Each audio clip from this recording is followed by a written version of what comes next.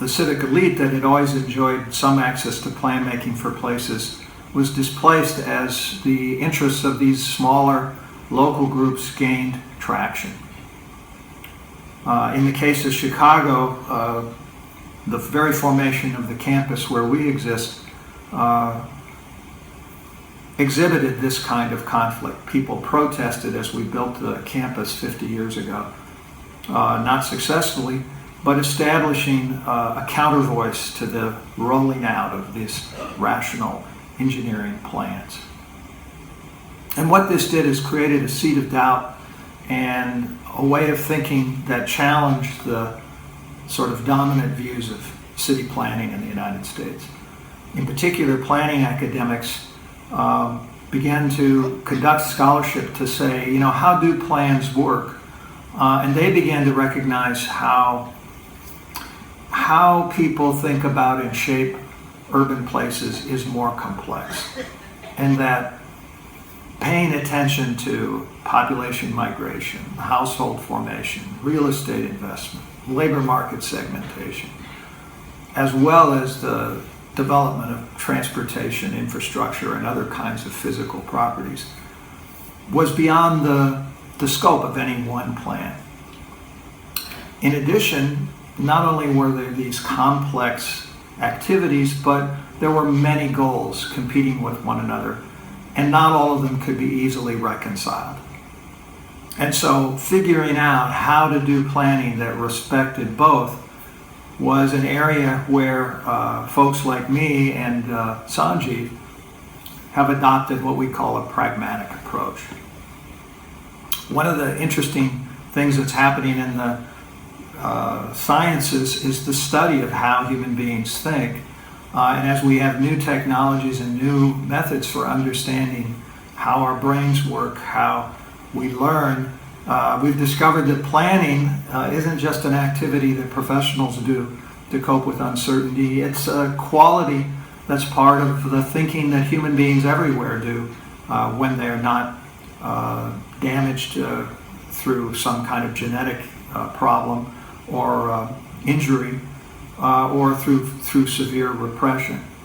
It turns out that everybody makes plans for their future, and that part of the exciting promise of modernity and all the innovations that it offers is that it can fuel that capacity for each individual to improve how they think about and prepare for the future.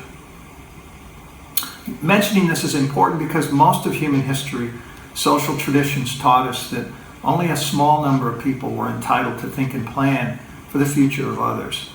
And the pragmatist believes that the efficacy of personal plan making depends on how well these imagined effects of considered options about the future are shared and communicated with others.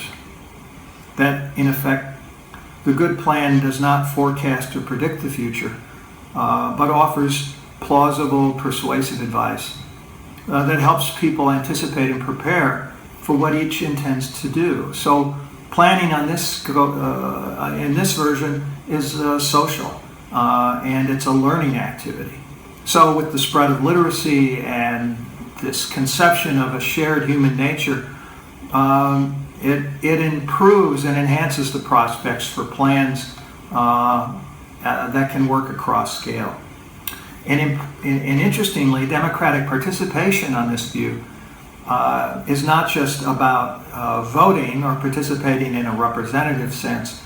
It's also about learning that can set and solve problems across different long-standing divisions.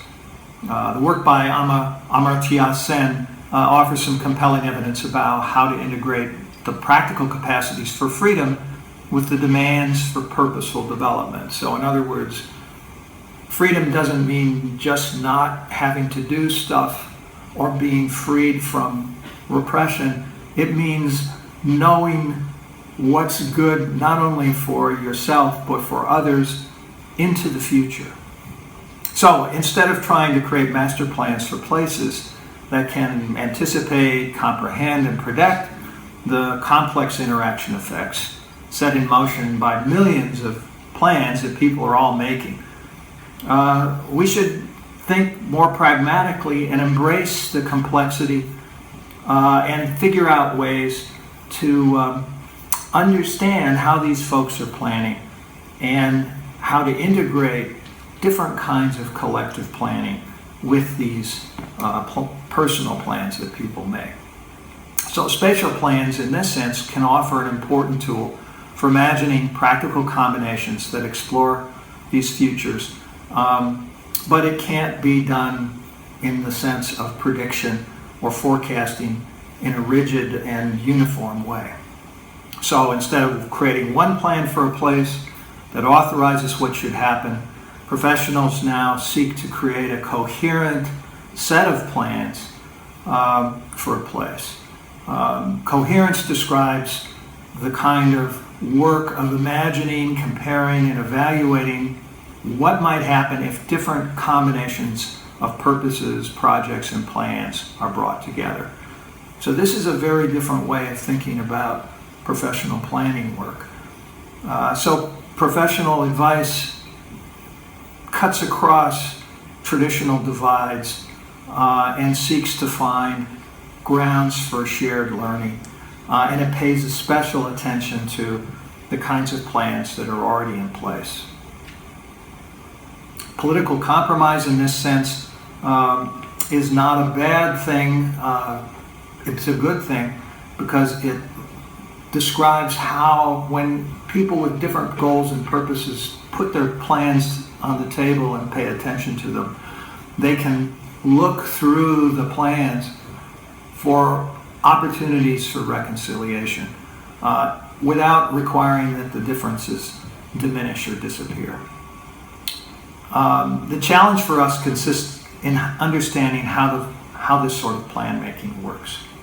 Now, I know that's kind of a long introduction, but this is what I think Sanjeev's book, One Idea, Many Plans, helps do. It provides a historical account of how planning ideas, originally conceived as a kind of instrumental blueprint for residential communities in the United States, became a tool for residential planning in areas in very different parts of the world, and in particular in India. So my brief theoretical overview here provides a framework for your discussions and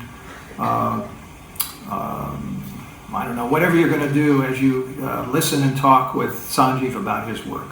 I wish you all well and hope you have a wonderful time together.